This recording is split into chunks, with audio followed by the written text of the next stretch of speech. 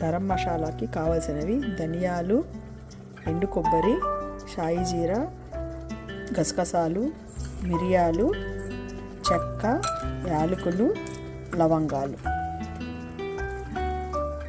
Stove on చేసుకొని అన్నీ dry roast చేసుకోవాలి.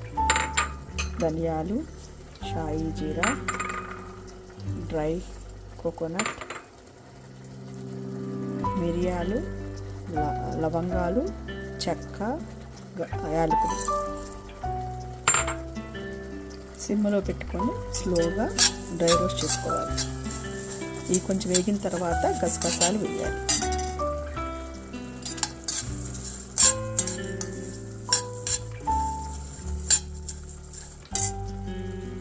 ఇవి లైట్ బ్రౌన్ కలర్ వచ్చిన తర్వాత గసగసాలు యాడ్ చేసి 2 minutes ఉంచి స్టవ్ ఆఫ్ చేయాలి.